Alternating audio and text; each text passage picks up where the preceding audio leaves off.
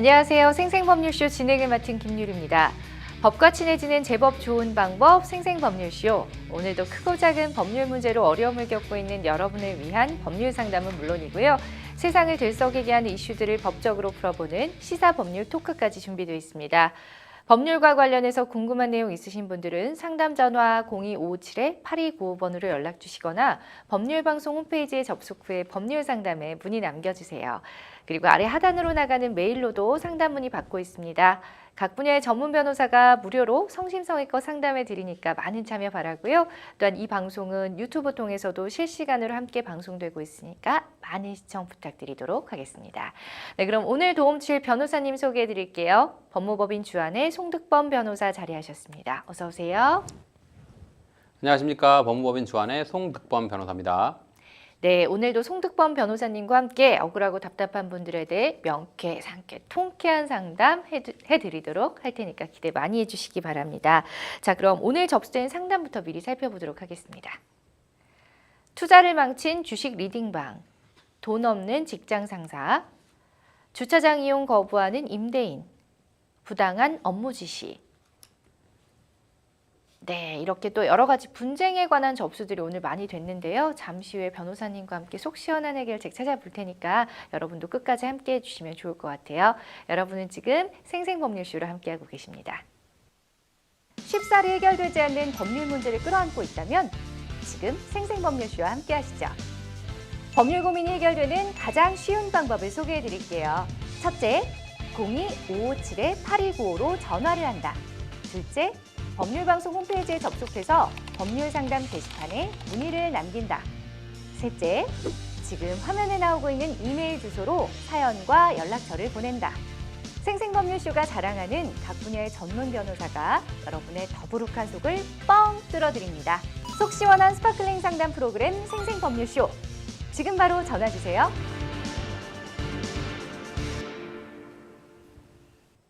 네, 생생법률쇼 목요일의 첫 순서는 생활 속 법률 상식에 대해서 알아보는 시간으로 시작하겠습니다. 일상의 로인데요. 자, 오늘 어떤 상식, 법률 상식에 관련해서 설명해 주실 거예요? 네.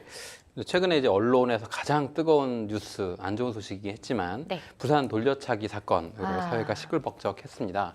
그래서 오늘은 이와 관련해서 폭행죄, 거기서 등장한 폭행죄가 어떤 내용인지 알아보려 합니다. 네, 보통 이제 일방적 폭행이나 쌍방 폭행 등 이제 네. 폭행과 관련한 사건은 자주 발생을 하고 있죠. 네. 근데 우선 폭행죄가 정확히 무엇인지부터 한번 더 짚고 넘어가 볼까요? 네. 형법에서 다음과 같이 명확히 정하고 있는데요. 사람의 신체에 대하여 폭행을 가함으로써 성립하는 범죄라고 해서 형법 제260조 제1항에 정하고 있습니다. 여기에서 보호법익은 신체의 완전성인데요. 상해죄의 경우는 신체의 생리적 기능에 대한 보호법익으로 본다는 점, 이와 달리 사람이 신체에 대한 유형력을 행사해서 신체의 완전성을 침해한다는 점에서 차이가 있는데요. 예를 들어 불법하게 다른 사람의 모발이나 혹은 수염을 깎는 행위에 대해서 네. 다른 사람의 신체에 대한 완전성을 침해하는 것이지만 더 나아가서 다른 사람의 생리적 기능에 대한 장애까지 가져온다면 그건 폭행에 그치는 게 아니라 상해까지 성립한다고 보고 있습니다. 그렇군요. 그 폭행의 정도가 사실은 조금씩 네. 다 다르잖아요. 그렇죠. 그런데 네. 이걸 나누는 기준도 따로 법에 있는지 궁금합니다. 네, 우리 형법에는 폭행이란 용어가 이 폭행죄 외에도 많은 곳에 등장을 하고 있습니다. 네. 그래서 폭행이라는 동일한 용어를 사용하지만 그 대상과 정도에 따라 크게 4가지 개념으로 분류를 하고 있는데요. 우선 첫 번째, 가장 넓은 최강의의 폭행이라고 하는데요. 폭행의 대상이 사람에 대한 것이든 물건에 대한 것이든 불문하고 모든 종류의 유형력의 행사를 말하는데 그 죄로는 내란죄, 소유죄, 다중불해산죄에서 등장하는 폭행을 여기에 해당한다고 보고 있고요. 다음 이제 두 번째로 이제 광의의 폭행이라고 하는데 네. 사람에 대한 직간접적인 유형력의 행사를 말합니다.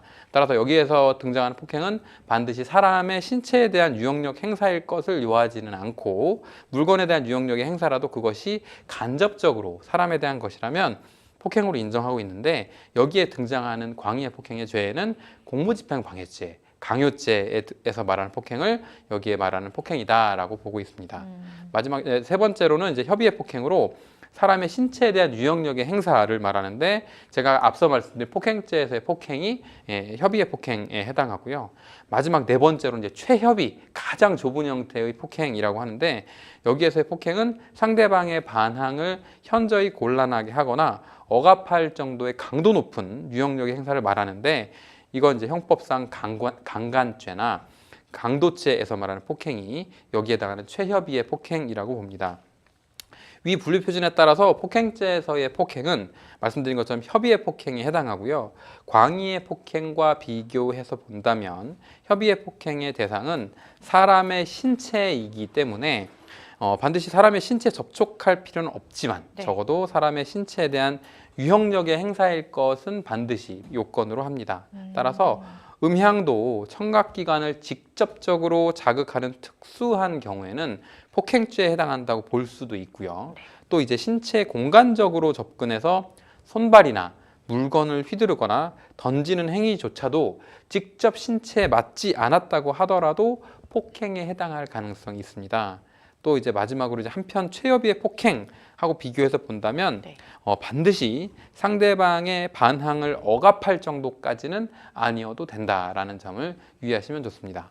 크게 네 가지로 나눌 수가 있네요. 폭행의 네, 정도에 따라서 맞습니다. 최광의의 폭행, 네. 광의의 폭행, 또 네. 협의의 폭행, 최협의의 그렇죠. 폭행 이렇게 네. 알겠습니다. 자, 그러면 그거에 따라 처벌도 조금씩 달라지겠네요. 그렇죠? 네, 그렇죠. 네, 그 폭력을 가했다고 해서 무조건 폭행죄가 적용되는 건지 그것 또한 궁금합니다. 네, 그렇죠. 그 생각해 보시면 여러 형태의 뭐 피해를 입은 경우를 상정할 수 있는데 네. 폭행죄가 성립하기 위해서는 우선 폭행의 고의가 있어야만 합니다. 상해의 고의를 가지고서 다른 사람을 다치게 하려고 했는데 거기에 이르지 못하고 폭행에 그쳤을 때는 상해의 미수죄가 성립할 수 있고요. 또 상해의 고의는 폭행죄의 고의에는 포함하지 않기 때문에 피해자가 처벌을 희망하지 않는다는 의사표시를 하면 수사나 재판을 할 수 없는 반의사불벌죄라고 합니다. 그래서 이제 폭행죄가 합의가 되면 처벌이 안 된다는 내용이고요. 네. 폭행죄의 특수한 유형은 이제 나눠서 보면 한 세 가지 정도 추가로 더 말씀드릴 수 있는데 네. 첫 번째로 이제 존속 폭행죄, 자기 또는 배우자의 직계 존속, 부모님이나 장인어른, 장모님을 말하는 건데요. 폭행을 범하는 것이고 5년 이하의 징역 또는 700만 원 이하의 벌금에 처하도록 돼 있고 반의사불벌죄이며 상습범에 대해서는 형을 가중하고 10년 이하 자격정지를 병고할 수 있도록 하는 가중된 형태의 폭행죄의 유형에 해당하고 다음 두 번째로 이제 특수폭행죄, 죄명만 들어도 뭔가 더 강할 것 같다는 느낌이 있으실 것 같은데 단체 또는 다중의 위력을 보이거나 위험한 물건을 휴대하여 폭행 또는 존속 폭행의 죄를 범하는 경우를 말합니다. 여기에 대해서는 5년 이하의 징역 또는 1,000만 원 이하의 벌금에 처하도록 하고 있고요. 네. 상습범은 가중처벌 또 10년 이하의 자격정지를 병고할 수 있도록 하고 있습니다. 이제 세 번째 마지막으로는 이제 폭행치사상죄라고 하는데 네. 폭행 내지 특수폭행의 죄를 범했는데 그 단순히 폭행의 정도에 그친 게 아니라 죽거나 다치게 이르렀다고 하면 상해죄 내지 상해치사죄에 의하여 처벌하도록 하는 결과적 가중범이라고 합니다. 그렇군요. 이렇게 저희가 이제 폭행의 정도나 또 종류에 따라서 네. 또 디테일하게 알아봤는데 당연히 처벌도 달라진다 아까 말씀해 주셨잖아요. 네. 어떻게 달라지는지 네. 구체적으로 이제 살펴볼게요. 구체적으로 이제 설명을 드려보면 네. 단순 폭행죄는 사람에 대해서 신체에 대해 폭행을 가한 경우 2년 이하의 징역 또 500만 원 이하의 벌금, 구류 또는 과료에 처해지고 이건 형법 제260조 1항에 정하고 있습니다. 그리고 앞서 말씀드린 것처럼 폭행죄는 피해자의 명시적인 의사에 반해서 공소를 제기할 수 없는 반의사불벌죄에 해당하고요. 네. 네. 그다음에 그러면 반의사불벌죄 시기와 관련해서 하나 추가적으로 말씀을 드려보면 네. 단순 폭행죄와 같이 명시적 의사에 반해서 처벌할 수 없는 사건은 처벌 희망 의사표시의 철회, 즉 처벌하지 말아주세요 하는 의사표시는 1심 판결 선고 전까지 할 수 있고 한번 처벌 희망 의사표시를 철회하면 다시 고소할 수 없도록 하는 재고소 금지가 적용됩니다. 두 번째로 이제 앞서 말씀드린 존속폭행죄에 대해서 말씀드리면 자기 또는 배우자 직계존속에 대해 폭행죄를 범한 경우는 이제 5년 이하의 징역 또는 700만 원 이하의 벌금으로 앞서 말씀드린 단수폭행보다 훨씬 가중해서 처벌하고 있고요. 존속폭행죄 역시도 반의사불벌죄에 해당합니다.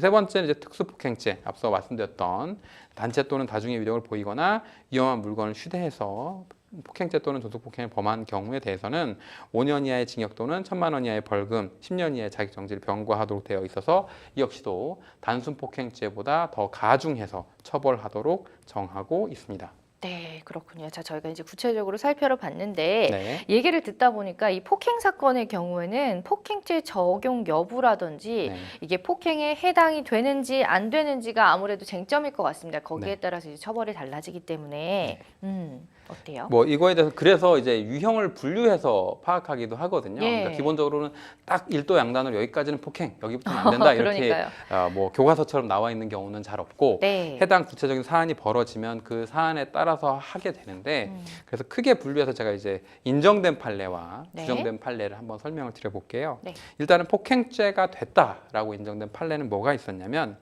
안수기도 종교적인 행사 중에 하나인데 안수기도가 이제 종교적인 활동으로 하면서 벌어졌는데 거기에 수반하는 신체적으로 이제 그 타방에 대해서 유형력을 행사했는데 네. 단순히 손을 얹거나 약간 누르는 정도가 아니라 그것이 지나쳐서 가슴과 배를 반복해서 누르거나 때려서 그로 인해 이제 사망에 이른 아이고. 정도라면 이건 사람의 신체에 대한 유형력의 행사로서 폭행죄에 해당한다. 라고 하는 것이 대법원 판결로 나온 바가 있었고요. 예. 다음 이제 인정됐던 유명한 또 두 번째 판례 중에 하나는 네. 피해자의 신체에 공간적으로 근접해서 고성으로 폭언이나 욕설을 하거나 동시에 손발이나 물건을 휘두르거나 던지는 행위는 직접 피해자의 신체에 접촉하지 않았다고 하더라도 피해자에 대한 불법한 유형력의 행사로서 폭행죄에 해당할 수 있다라고 하는 게 또 두 번째 나왔던 대법원 판결이었고요. 직접 닿지 않더라도 그렇죠. 다 때리지 않았다. 뭐 몸에 닿지 않았으니까 폭행이 아닌 거 아니냐라는 게 다뤄졌는데 네. 그 경우에도 폭행에 해당할 수 있다라는 게 이제 대법원에서 인정을 했던 것이고요. 그러네요. 네. 네. 다음으로 이제 폭행죄가 안 됐던 인정되지 않았던 판례를 좀 설명을 드려보면 문을 부수고 건물로 들어가서 폭언 이제 뭐 아마 이제 좀 흥분한 상태였던 것 같아요. 네. 하면서 잠겨 있는 방문을 여러 차례 발로 찬 행위가 이제 폭행죄에 해당하냐가 쟁점이 됐는데 네. 피해자들에 대해 신체에 대한 유형력의 행사로는 볼 수 없기 때문에 폭행에는 해당하지 않는다라고 대법원에서 판시했습니다. 아마도 네. 이 사안에서 이제 재물손괴나 기타 다른 죄는 인정이 됐을 가능성이 있지만 그러네요. 적어도 폭행까지는 인정되지 않는다라고 본 것이 대법원 판결이었고요. 네. 다음 두 번째로는 이제 갑이 먼저 을한테 덤벼들고 뺨을 꼬집고 주먹으로 쥐어박았기 때문에 상대방을 이제 이걸 막기 위해서 부둥켜 하는 행위가 폭행에 해당하냐가 쟁점이 됐던 사안이 있었는데 그걸 부둥켜 하는 행위 자체만으로는 유형력의 행사인 폭행죄에 해당하지는 않는다라고 네. 본 게 또 대법원의 판례가 있었고요. 이와 유사한 걸로 이제 피해자가 이제 시비를 걸려고 상대방이 양팔 잡는 거를 이제 피하기 위해서 몸을 비틀어서 뿌리친 행위가 이제 또 폭행에 해당하냐가 이제 대법원까지 갔는데 네. 이것 역시도 이 정도는 폭행에 해당하지 않는다. 이거 쌍방 폭행을 주장하다가 이런 그렇죠. 판례가 나온 아마도 거네요. 그런 사안이었을 것 같아요. 나도 네. 맞았다, 혹은 나도 폭행을 당한 것이다라는 네. 게 쟁점이 됐었고, 그러네요. 이제 마지막으로 아까 말씀드렸던 이제 폭행의 범위와 관련해서 설명드렸던 거와 관련된 판결인데요. 거리상 멀리 떨어져 있는 사람한테 전화기를 이용해서 전화하면서 고성을 내거나 그 전화 대화를 녹음한 후에 또 이제 상대방한테 들려준 어떤 이제 행동이 있었던 것 같아요. 예, 그거에 대해서 폭행죄에 성립한다라고 이제 피해자가 아마도 고소를 하고 기소까지 됐었던 것 같은데 네. 이에 대해서 뭐 특수한 방법으로 수화자의 청각 기관을 자극해서 그 수화자로 하여금 고통스럽게 느끼게 할 정도의 음향을 이용하였다는 특별한 사정이 없다면 이 정도는 폭행으로 보진 않는다라고 하는 게 대법원 판결이었습니다. 이렇게 구체적인 판례를 또 예를 들어서 설명해 주시니까 이해하기가 쏙쏙 쉽게 네. 잘 된 것 같아요. 네. 아무래도 이제 그 폭행이라는 게 구체적으로 잘 나눠져 있긴 하지만 네. 실제로 막 이렇게 막 디테일하게 이런 건 네. 폭행이고 이건 아니다 이렇게 나눠져 있지 않다 네. 보니까 아무래도 대법원 판결들이 좀 융통성 있게 이렇게 제가 봐도 다 수긍이 그렇죠. 가는 네. 그런 판례들이었어요. 뭐 당연한 결과겠지만 자 이렇게 해서 오늘 폭행죄에 관해서 알아봤습니다. 알겠습니다. 지금까지 생활 속 법률 상식 전해드리는 일상의로 함께했고요. 지금부터는 저희가 자랑하는 또 성심성의 무료 법률 상담 바로 이어가 보도록 하겠습니다. 지금 또 전화가 연결이 돼 있다고 하네요. 바로 받아보겠습니다. 여보세요. 안녕하세요. 여보세요? 예, 잘 들리시죠? 네, 잘 들리겠습니다. 예, 지금 전화 연결됐고요. 어떤 점이 궁금해서 전화 주셨나요? 네, 다름이 아니라 네, 제가 그 소위 주린이에요. 네. 주식을 지금 주린이? 처음 관심을 갖고 있는 예, 사람인데 예. 그 주식의 수익을 내려고 하니까 뭐 네. 종목이라든지 이런저런 공부를 하게 되더라고요. 네, 그래서 뭐 유튜브라든지 아니면은 뭐 유망 종목에 대해서 이렇게 검색을 하다 보면 포함을 해줘야 되잖아요. 네. 뭐 구독, 좋아요 이런 거 막 누르고 그랬었는데 예, 예. 그러다 보니까 막 여기저기에서 문자가 오더라고요. 문자도 오고 아, 그럴 수 있습니다. 맞아요. 네. 급등주를 정보를 주겠다 뭐 이런 거 있잖아요. 네. 상한가 종목을 정보를 주겠다 이런 식으로 문자를 계속 와서 네. 근데 그 중에 하나가 한두 개가 오는 게 아니고 여러 개가 오더라고요. 네. 그 중에 하나가 매일 두 종목 정도를 주는데 네. 매일 찍는 종목이 상한가를 가더라고요. 상한가를요. 네. 예. 매일 수익이 상한가 이상을 가고 수익이 굉장히 좋더라고요. 네. 그리고 뭐 그래서 그 중에 하나 제가 자발적으로 했다기보다는 그분이 업력이 너무 좋아서 어떻게 하다 보니까 또 회원가에 가입을 했어요. 예. 1년에 600만 원인데 절반 해줄 테니 가입해라. 이것도 한 일주일은 미뤘는데 어떻게 하다 보니까 넘어가서 가입을 했어요. 예. 근데 가입한 순간 그 날부터 이상하게 그 전날까지만 해도 그 사람들이 보여준 자료는 39, 20%, 10% 수익이었는데 제가 가입한 날부터는 수익이 하나도 안 나는 거예요. 네. 그리고 종목 저도 이제 그 TV를 보거나 아니면은 그 주식 방송을 보면은 유망 업종이 많잖아요. 예. 2차 전지라든지 아니면은 무슨 전기차 배터리라든지 유망 종목도 많은데 뭐 생뚱마늘 의류 종목이라든지 이런 거를 주더라고요. 네네. 아무튼 간에 그 다음날부터 수익이 나는 종목이 아니라 전혀 허접한 종목을 추천해 주더라고요. 네. 샀는데 일단 마이너스예요. 일단 좀 오르는 듯 하다가 결국 마이너스가 되더라고요. 예. 한 번도 수익이 난 종목이 없었어요. 예. 수익이 난 듯 하다가도 며칠 있다 꼬꾸라지고 이러더라고요. 그리고 하루에 한 번 정도의 문자를 주기는 하는데 그냥 어디에나 있는 그 지수 이런 안 내더라고요. 네. 그런 정도고 그래서 제가 일주일쯤 지나서 안 되겠다 싶어서 해약을 말을 했더니 네. 해약을 시켜주지도 않고 제가 며칠을 쫄랐어요. 예. 그랬더니 연락 두절이에요. 전화도 안 받고. 네네.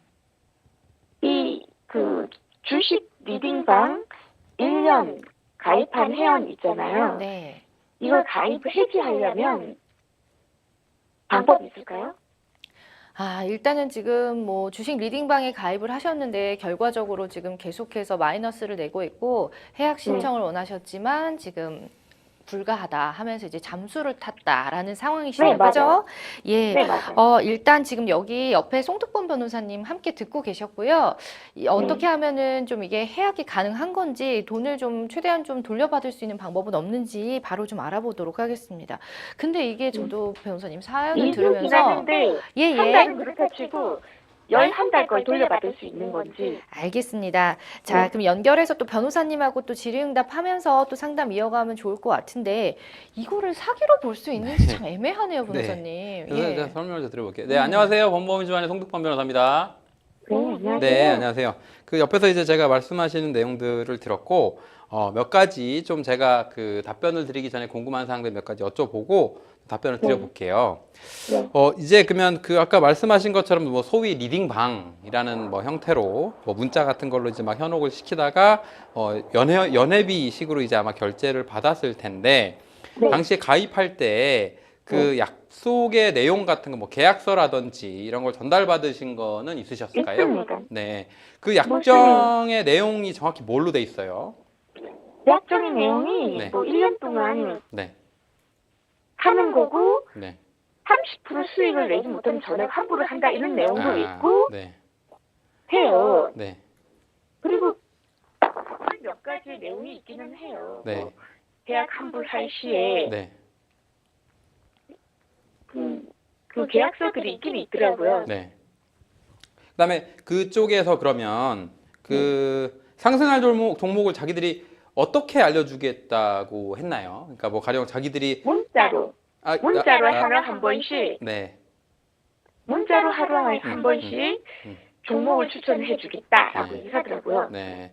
문자로 이제 하루에 한 번씩 종목을 추천하겠다라고 했고, 그다음에 네. 그들이 그 추천해주는 종목을 선별하는 기준이나 수익이 나는 이유는 뭐라고 혹시 설명을 하던가요? 뭐 프로그램을 통한 자기들이 예측이라고 하던가요? 아니면 뭐 이 지금 투자하시는 분들이 모여서 어떤 뭐 세력이 되겠다 뭐 이렇게 뭐 얘기를 했나요? 뭐 그 이유가 자기들 자기들은 네. 어딘가에 정보를 사온다. 네. 정보를 사오는 비용이 든다라고 네. 얘기를 했어요. 아, 정보를 사오는 것이고 정보를 네. 알려면은 자기가 어떻게 하냐든 정보를 사온다라고 얘기하더라고요. 아, 정보를 사온다. 네. 미리 정보를 자기 뉴스가 나기 전에 네. 정보를 음. 사온다라고 얘기하더라고요. 네, 그래서 이제 요거에 대해서 이제 제가 하나씩 조금 답변을 드려볼게요. 그러니까 지금 그쪽에서 처음에 얘기했던 몇 가지 사항들이 그러니까 듣자마자 법에 위반되는 사항들이 많이 보여요. 그러니까 이게 그러니까 그쪽에서 가입을 설득할 당시에 아마도 그 영업 사원 뭐이라고 표현을 하겠지만 그 전화 받는 콜센터 직원이 매우 현란한 방식으로 이제 아마 현혹을 했을 것이고, 그다음에 그 혹시 그 연회비 결제는 어떤 방식으로 뭐 신용카드로 하셨나요? 어떻게 하셨나요? 카드로 하고 싶었는데 네. 왜냐면 그건 할부가 되잖아요. 그렇죠. 그런데 이것도 네. 제가 원래 카드를 쓰는 사람인데 네,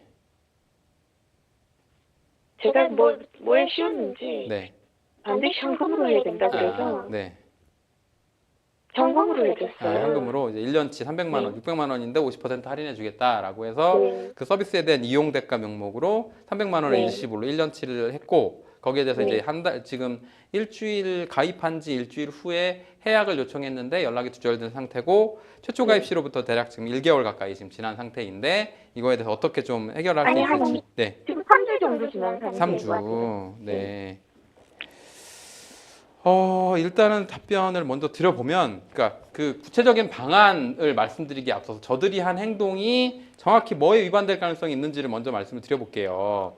그 아까 말씀하신 것 중에 30%의 수익을 보장하고 뭐 이에 도달하지 않으면 전액 환불해주겠다라고 이제 그 계약서 혹은 뭐 약정의 내용이 담겨 있었다라고 하는데, 일단은 이 내용 자체가 뭐에 위반되냐면 유사수신행위 규제에 관한 법률에 위반될 가능성이 높아요. 그러니까 유사수신행위가 뭐냐면 가령 뭐 돈을 받아서 모으는 것 혹은 받았다 돌려주는 것은 은행, 당국으로부터 허가를 받고 일정한 자력이 담보된 사람만 할 수 있어요. 그런데 그거와 유사한 형태로 해서 어떤 수익을 보장해 주겠다거나 하는 식으로 돈을 모으는 것을 우리 법에서 금지를 하고 있고, 그걸 유사수신행위라고 하는데, 유사수신행위 규제에 관한 법률에서는 뭘 금지하고 있냐면 원금의 전액 혹은 이를 초과하는 금액을 지급할 걸 약정하면서 예금, 적금, 부금, 예탁금, 기타 명목으로 돈을 받으면 그 자체가 유사수신 행위라고 보거든요. 근데 지금 아까 얘기한 것처럼 30%의 수익을 보장하겠다라는 내용이 담겨 있었다면, 그리고서 이 뭐 회비 상당의 300만 원을 받아갔다면 그 자체가 이제 정면으로 유사수신 행위 규제에 관한 법률에 위반될 가능성이 있는 불법 행위에 해당한다라고 말씀을 드릴 수가 있고, 다음 이제 두 번째로 그들이 이제 그 어떤 형태로 이 상승할 종목을 예측하는가라고 하는 거에 대해서 물어봤을 때 정보를 돈을 주고 사온다. 그리고 그 정보가 매우 고급 정보라 돈이 든다라고 얘기를 했는데, 그 자체가 그 종목을 추천하는 행위 자체가 기본적으로는 투자에 대한 자문 행위를 할 수 있는 사람은 투자자문업 등록을 한 사람만 자본시장법에 따라 할 수 있도록 되어 있고, 금융투자업 등록을 하지 않고는 지금 말씀하신 뭐 주식을 종목을 사고 추천하고 받고 이런 거 하는 것에 대한 자문업 자체는 미등록 영업행위가 금지되어 있고 자본시장법에 따라 이를 위반하게 되면 3년 이하의 징역 또는 1억 원 이하 벌금에 처하도록 되어 있는 매우 큰 범죄에 해당하거든요. 근데 그 업체가 지금 말씀하신 내용으로는 정확히 확인되진 않지만 통상적으로 이런 식의 주식 리딩방을 하겠다라는 업체들은 대부분 이 등록한 영업 투자자문업일 리가 없고 미등록 그 투자자문업을 영위하는 미등록 영업행위에 해당할 가능성이 높기 때문에 그 자체로 또 자본시장법에 위반될 가능성이 있고요. 그리고 또 아까 전에 말씀하신 내용 중에 그들이 이제 30% 수익을 보장하겠다는 내용이 유사세 수신행위에 해당할 가능성이 높은 것과 동시에 그럼 과연 그들이 추천하는 종목이 30%를 보장할 수 있을 만큼의 정보력과 능력을 갖고 있다고 볼 수 있는가라는 거에 비춰보면 당연히 주식시장이라는 건 뭐 일반적으로 알고 있는 것처럼 어떤 특정한 사람이나 특정한 주체가 주가를 확정하거나 정할 수 있는 게 아니기 때문에 그 모든 시장에서 변동하는 가격에 따라 달라지는 거니까 그걸 보장해 주겠다라는 약속을 했다면 그 자체로 또 아까 이제 MC님께서 말씀하신 것처럼 형법상 사기에 해당할 가능성이 있는 거예요. 왜냐하면 형법상 사기에선 347조에서는 사람을 기망해서 재물의 교부를 받거나 재산상 이익을 취득한 자에 대해서는 10년 이하의 징역 2천만 원 이하 벌금에 처하도록 되어 있는데 그럼 이 사람들은 뭘 속인 거냐? 본인들의 능력을 속인 것이죠. 그 본인의 능력이 30% 이상 상승할 종목에 대해서 확정적으로 보장해 줄 수 있을 만큼의 능력을 갖고 있었느냐? 당연히 그런 능력을 갖고 있는 주체가 있을 리가 없고 그러니까 그 자체로 사기에 해당할 가능성이 있기 때문에 지금 앞서 말씀드린 것처럼 단순하게 검토를 해봐도 유사수신행위 규제에 관한 법률이나 자본시장법이나 형법에 위반될 가능성이 높은 내용의 주식 리딩방 계약에 해당하고요. 다만 이제 돌아와서 원점으로 돌아와서 그러면 지금 이제 12개월에 대해서 이미 한 3주가량이 지났는데 당시 이제 일주일 후에 해약에 대한 의사표시를 상대방한테 했는데도 불구하고 연락이 두절됐다라고 하는 내용이면 이제 현실적인 이제 구제 방안을 말씀드릴 수밖에 없는 것이 그러면 이제 다시 이제 돈을 돌려받는 건 원칙적으로 돌아와서 현실 상황에서 해결할 수 있는 방법은 민사소송, 민사 절차에 의한 반환 청구를 해야 되는 거죠. 그런데 이제 이 업체 입금한 뭐 계좌명이라든지 뭐 이런 곳에 대해서 상대방에 대해서 민사소송을 제기하고 또 그 민사소송을 제기하면서 입금했던 그 계좌에다가 가압류를 한다든지 그런 방식으로 정면으로 그 권리 행사를 위해 할 수 있는 방안이 있기는 있다고 말씀을 드리는데 다만 실질적으로 진행을 했을 때 그 계좌에 돈이 있거나 반환을 받을 수 있는가에 대해서는 일단은 현실적으로 따져봤을 때 연락 두절인 이런 그 주식 리딩 업체는 매우 영세하고 피해자들로부터 돈만을 편취한 후에 받은 즉시 이제 돈을 이제 다른 곳에 옮긴다든지 이런 행태를 했을 가능성이 높아서 확률적으로는 그렇게 해서 받을 수 있는 확률이 지금 현실적으로 쉽지 않고 그래서 제가 아까 앞서 말씀드렸던 그 자본시장법이나 유사수신행위 규제에 관한 법률이나 형법 위반을 말씀드렸던 이유가 보통은 이제 상대방이 이 같은 위법 행위에 대해서 금융감독원에 민원 진정을 하고 형사고소를 하면서 민사소송까지 한다. 그래서 이제 상대방이 마지못해 이제 그 피해자에게 이 피해자 때문에 더 추가적인 자신들의 이제 활동을 못하게 되는 상황을 방지하기 위해서 이제 금원을 반환해 준다든지 그런 경우가 있어서 처음 질문대로 제가 지금 12개월 선납을 했는데 그 중에 11개월치를 돌려받을 방법이 뭐가 있을까요? 라고 물어보신다면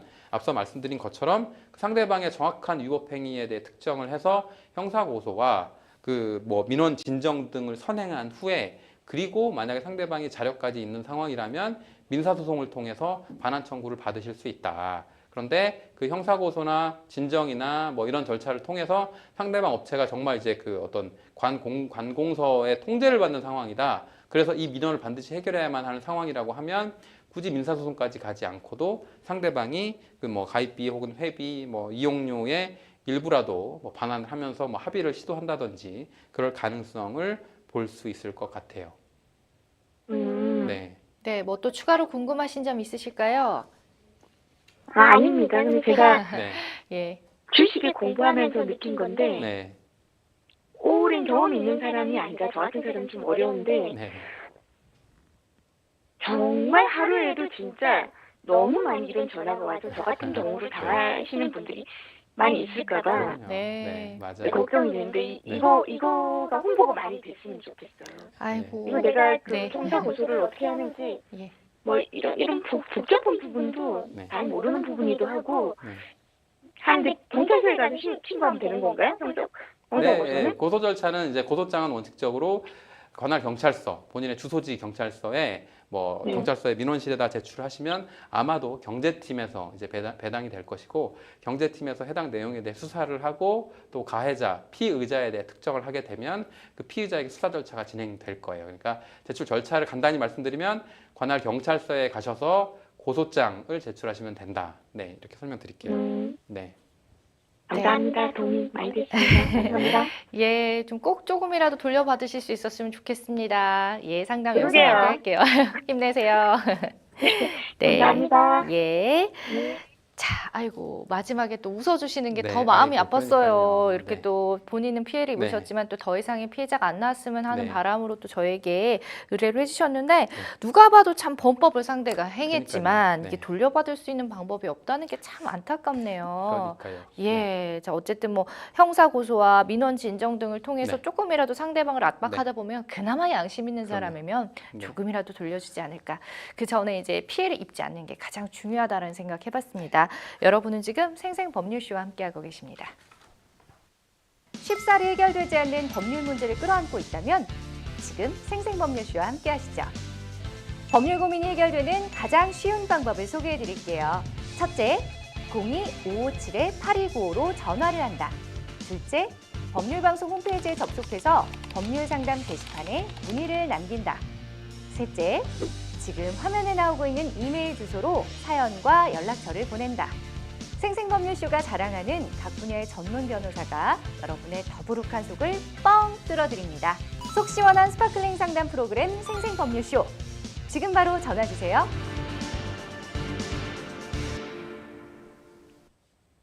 네, 이번에는 법률방송 이메일을 통해서 들어온 여러분의 고민 해결해 드리겠습니다. 직장 상사의 성희롱으로 괴로운 시간을 보내고 있습니다. 유부남인 직장 상사는 친밀감의 표현이라며 도 넘은 문자와 농담을 건넵니다. 처녀 맞냐? 어젯밤 남자친구랑 뭐 했냐? 살이 조금 찌자 임신한 거 아니냐? 이런 말들을 하곤 농담이라고 합니다. 업무 평가에 영향을 미칠 수 있는 사람이라서 혼자서 끙끙 앓기만 하다가 친한 동료에게 조심스레 털어놓았는데요. 그 친구도 비슷한 경험이 있다는 것입니다. 동료와 해결 방법을 고민하던 중 또다시 상사가 저에게 부적절한 말을 하는 순간을 녹음해서 인사과에 제출했습니다. 그런데 상사가 그 사실을 어떻게 알았는지 사과는커녕 친근해서 그런 건데 문제가 되냐, 특별히 성적 의도가 없었다, 업무 중 벌어진 일도 아닌데 문제가 되냐며 되려 저를 이상한 사람 취급을 합니다. 성희롱 의도가 없었다면 문제가 없는 건가요? 직장 상사를 징계받게 하려면 어떻게 해야 하는지, 또 형사적으로 처벌하거나 보상받을 방법은 없는지 궁금합니다. 라는 사연을 보내주셨습니다. 아이고, 부들부들. 네. 지금 사연을 읽으면서 굉장히 얼마나 불쾌하셨을까 싶네요. 그러니까요. 어쨌든 뭐 직장 내 성희롱 예방을 위해서 성희롱 예방 교육을 실시를 하고 있는데 그래도 이런 일이 참 계속해서 일어난다는 걸 보면 참 안타깝습니다. 우선 이 직장 상사의 말처럼 가해자가 성희롱의 의도가 없었다면 아무런 문제가 없으면 안 될 텐데요. 예. 네, 결론부터 말씀드리면 당연히 X. 그죠? 네, 네. 성희롱을 판단하는 데 있어서는 가해자의 의도, 나는 그런 의도가 전혀 없었다. 피해자가 혼자 그렇게 느낀 거다라고 이제 가해자의 일반적인 얘기긴 하지만 이거는 당연히 성희롱인지 여부, 아닌지 여부의 판단함에 있어서는 주관적인 의도가 아니라 그 피해자 입장에서 성적 수치심을 유발할 수 있는 것인지 객관적으로 수치심을 느낄 만한 상황인지를 기준으로 판단하기 때문에 네.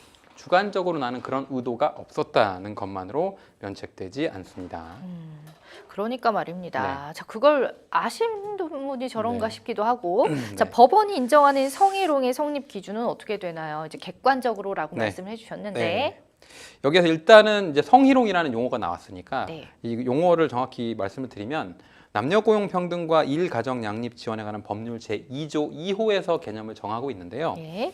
직장 내 성희롱이란, 그러니까 여기에서 일반적인 형사처벌의 대상이 되는 성희롱이라는 것은 없고 직장 내 성희롱을 정하고 있는데, 사업주 상급자 또는 근로자가 직장 내 지위를 이용하거나 업무와 관련하여 다른 근로자에게 성적 언동 등으로 성적인 굴욕감 또는 혐오감을 느끼게 하거나 성적 언동 또는 그 밖의 요구에 따르지 않았다는 이유로 근로조건 또는 고용에서 불이익을 주는 것을 말한다라고 개념을 정하고 있고요. 법원에서는 이제 그 성립하는지 여부에 대한 판단 기준으로 당사자의 관계, 행위가 행해진 장소 및 상황, 행위에 대한 상대방의 명시적, 추정적 반응의 내용, 그리고 행위의 내용 및 정도, 행위가 일회성 또는 단기간인 것인지 계속 반복된 것인지 등 구체적인 사정을 참작하고 있어서 객관적으로 상대방과 같은 처지에는 일반적이고도 평균적인 사람으로 하여금 성적인 굴욕감이나 혐오감을 느낄 수 있게 하는 행위가 있고, 그로 인해 굴욕감이나 혐오감을 느꼈는지를 기준으로 법원은 판단하고 있습니다. 그렇군요. 근데 되려 이 가해자 입장에서는, 이 상사 입장에서는 업무 관련해서 벌어진 일이 아니니까 괜찮다. 네. 사적인 농담이 아니니까 사적인 거라 괜찮다라고 하는데, 오히려 사적으로 이렇게 따로 업무 외에 문자를 보내는 게 더 문제가 되지 않을까라는 생각도 들거든요. 네. 이 부분은 법적으로 어떻습니까? 네.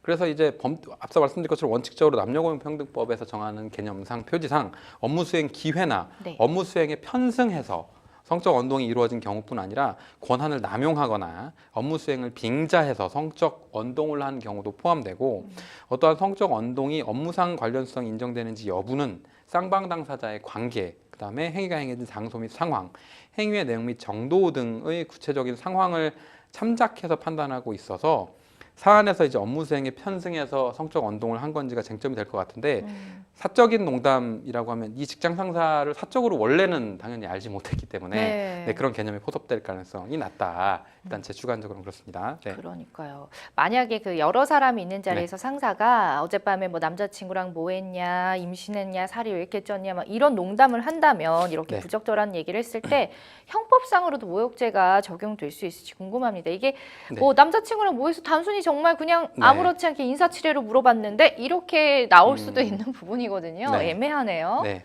그래서 이제 형법상 제 311조에서는 모욕죄를 정하고 있는데, 공연히 사람을 모욕한 자에 대해서는 1년 이하 죄송합니다. 징역이나 금고 또는 200만 원 이하 벌금에 처하도록 정하고 있는데, 상황에 따라서 지금 표현의 내용에 따라 보면 구체적으로 상대방이 모욕감을 느꼈을 가능성도 있는 표현으로 보이고요. 그래서 구체적으로 유사한 뭐 성적인 상대방에 대한 표현을 했다는 이유로 모욕죄가 인정돼서 벌금형의 처벌까지 받은 예도 다수 존재하고 있습니다. 그렇죠. 이게 한두 번 이런 농담을 건넸기 때문에 스트레스를 받거나 이런 얘기를 하는 건 아닐 거라는 생각이 듭니다. 그 말하는 뉘앙스도 되게 중요하잖아요. 자, 형사처벌도 문제가 될 수 있지만 혹시나 계속 지속적으로 이렇게 문자나 얘기를 듣다 보면은 정신적인 피해도 클 텐데, 이 민사적으로 위자료 청구도 가능한 부분이 있는지요? 네. 민법 제750조에서는 불법행위의 내용으로 이제 고의 또는 과실로 위법행위로 타인에게 손해를 가한 자에게 배상 책임이 있다고 정하고 있는데, 구체적으로 만약에 앞서 말씀드린 것처럼 모욕죄라든지 어떤 구체적인 행위가 특정돼서 인정된다면 그에 따라 민사상 손해배상으로 위자료 청구도 가능할 것 같아 보입니다. 그렇습니다. 자, 지금 뭐 상사가 성희롱 증거를 제출한 사실을 알고 오히려 사과는커녕 이상한 사람을 취급했다라고 지금 말씀을 해주셨는데, 여기서 이처럼 2차 가해 문제도 참 큰 것 같다는 생각이 들거든요. 이 경우에 이제 직장 상사에 대해서 어떠한 처분이 내려질지 변호사님 입장에서 보시면 어때요? 일단은 남녀고용평등법상 제14조에서는 직장 내 성희롱 발생 시 조치에 대해서 정하고 있는데, 피해자 보호 조치를 사업주로 하여금 명하고 있습니다. 그래서 뭐 근무 장소 변경이라든지 적절한 조치를 취해야 되고, 확인될 때 요청하면은 배치 전환, 유급휴가 등 적절한 조치를 하도록 하는 의무가 있기 때문에, 이 내용처럼 그 성희롱에 대한 조치 요구를 사업주에게 했다는 게 다시 또 가해자에게 알려져서 그에 따라 2차 가해가 벌어지는 상황에 대해서 또 사업주가 추가적인 책임을 질 가능성도 있어 보이고, 직장 상사 역시도 이 위반을 이유로 직장 내 징계나 후속적인 처벌 가능성도 있어 보입니다. 예, 알겠습니다. 자, 참고해서 잘 좀 대처를 하셨으면 좋겠습니다. 자, 계속해서 다음 또 사연 보도록 하겠습니다. 서울의 한 다가구 주택 월세방에 1년 전 입주를 해서 현재 2년 정도 계약이 남아있는 상태인데요. 주차 문제 때문에 갈등을 겪고 있어 사연을 보냅니다. 주차 공간 4개 중에 2곳은 거주자들이 사용하고 있는 상태였고 한 자리는 건물에서 부동산 운영자분이 주차를 하고 있었습니다. 그런데 제가 차를 구입하게 돼서 남은 자리에 주차를 했는데 집주인께서 붙박이처럼 계속 주차해 놓지 말고 차를 빼라는 겁니다. 다른 유료 주차장을 이용하든지 알아서 하라고 얘기하시는데요. 처음 입주할 때는 차가 없어서 주차 이용 얘기를 따로 하지 않았는데 이처럼 나중에 차가 생기면 주차장을 이용할 수 없는 건가요?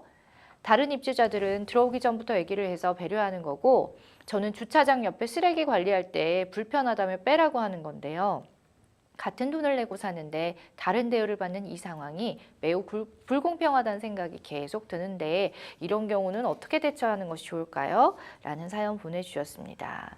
자, 주차장 이용과 관련해서 집주인과 갈등을 빚고 있는 사연 봤는데요. 네. 쓰레기 관리 때문에 불편하니까 유료 주차장을 이용하라는 임대인의 요구는 과연 물론 뭐 계약 당시에는 차량에 대한 여부를 말씀해 주시지 않았다고는 하나 이게 과연 정당하다고 볼 수 있는지에 대해서 이제 법적으로 한번 보겠습니다. 네, 이게 일단은 핵심적으로는 이제 최초의 임대차 계약을 할 당시에 네. 임대인하고 명확히 어떤 사항에 대해 정하지 않은 거기 때문에 이 부분은 이제 임대인하고 조율을 해야 되는 예. 사항으로 보입니다. 네. 저도 이제 사연을 읽으면서 좀 네.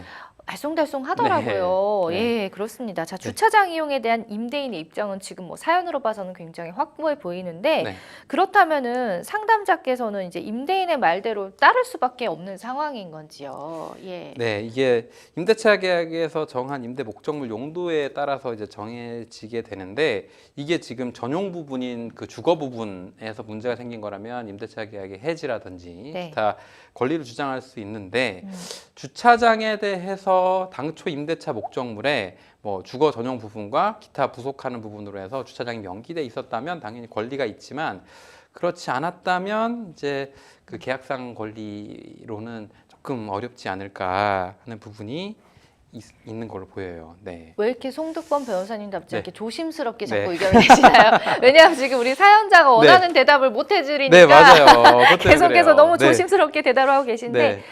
좀 이해는 하셔야 될 부분인 것 같아요. 네. 사실은 임대인 입장에서는 네. 계약사항에 없던 내용이고 네. 갑자기 차를 이제 뭐 4대라고는 맞아요. 하나 여유가 있다고는 하나 원래 이제 사용 용도와 다르게 또 주차장을 내어줄 수밖에 없는 상황이 네. 되면 좀 난감하실 수 있거든요. 네. 예, 이런 것들 좀 참고를 해주시면 될 것 같고요.